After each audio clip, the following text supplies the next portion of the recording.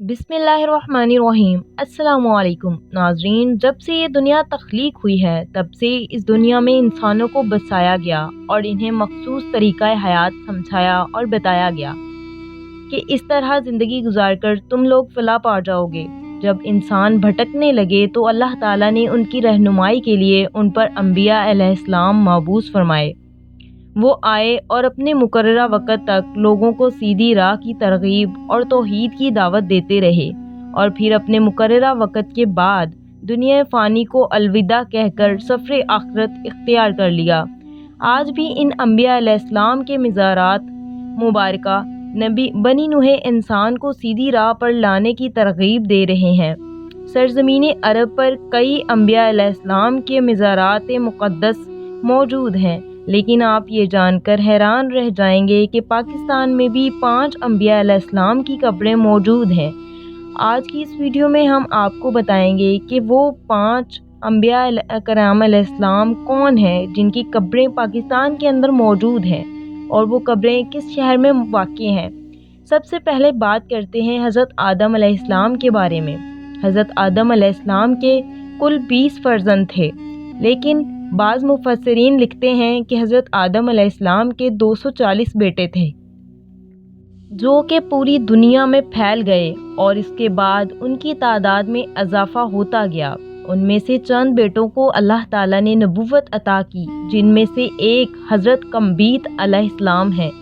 ये हज़रत आदम अलैहिस्सलाम के उन बेटों में से हैं जिनको अल्लाह ताला ने नबूवत अता की। हज़रत कम्बीत अलैहिस्सलाम की कब्र मुबारक 270 फीट लंबी कब्र है और ये पाकिस्तान के इलाके गुजरात के शहर बड़गिला शरीफ में मौजूद है। ये कहा जाता है कि ये दुनिया की सबसे लंबी कब्रों में से एक है। इसी तरह गुजरावाला में एक कब्रिस्तान है जो कि पुराना कब्रिस्तान के नाम से मशहूर है। इसके अंदर हज़रत सुलेमान अलैहिस्सलाम की कब्र मुबारक मौजूद है। एक हज़रत सुलेमान अलैहिस्सलाम वो थे जो कि जिन्नों और परिंदों और हैवानात पर हुकूमत करते थे, लेकिन ये वो सुलेमान अलैहिस्सलाम नहीं है।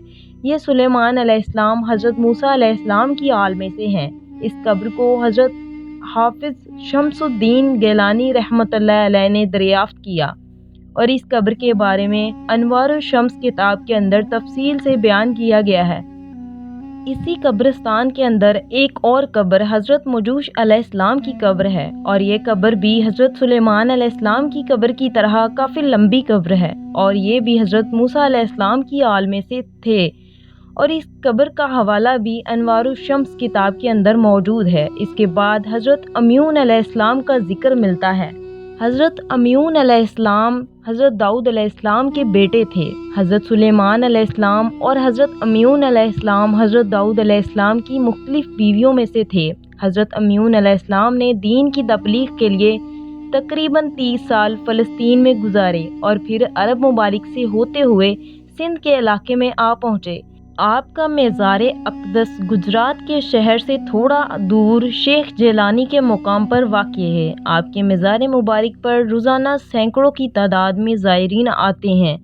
उसके बाद हज़रत हाम अलैहिस्सलाम का जिक्र मिलता है। हज़रत हाम अलैहिस्सलाम हज़रत नूह अलैहिस्सलाम के साहबजादे थे। उनकी कब्र मुबारक पाकिस्तान के शहर जेहलम में वाक़ई है। हज़रत हाम बिन नूह अलैहिस्सलाम की उम्र तकरीबन 536 साल हुई। हज़रत नूह अलैहिस्सलाम की कुल 4 बेटे थे, जिनमें से एक काफिर थे जबकि 3 आपके साथ कश्ती में सवार हुए थे। हज़रत हाम अलैहिस्सलाम ने अफ्रीका का आधा हिस्सा और उसके आसपास और एशिया के हिस्से में दीन की तबलीग की। आपकी कब्र मुबारक तकरीबन 75 फीट लंबी है। अल्लाह ताला ने हर दौर में इंसानों की रहनुमाई के लिए अंबिया अलैहिस्सलाम मबूस फरमाए। उनमें से एक हज़रत कोश अलैहिस्सलाम है। हज़रत कोश अलैहिस्सलाम हज़रत हाम अलैहिस्सलाम की औलाद में से थे। ये हज़रत हाम अलैहिस्सलाम के बेटे और हज़रत नूह अलैहिस्सलाम के पोते थे। इस अजीम नबी की कब्र मुबारक भी پاکستان میں موجود ہے۔ اگر آپ پاکستان کے شہر گجرات سے 27 کلومیٹر آگے جائیں تو آپ کو حضرت کوش علیہ السلام کا مزار مبارک دکھائی دے گا۔ کہا جاتا ہے کہ یہ حضرت حام علیہ السلام کے سب سے بڑے صاحبزادے تھے اور ان کی اولاد جس سلطنت کی حکمران تھی، اس سلطنت کا نام سلطنت کوش تھا۔ اس سلطنت کی آثار آج بھی مصر اور سویڈن میں موجود ہیں۔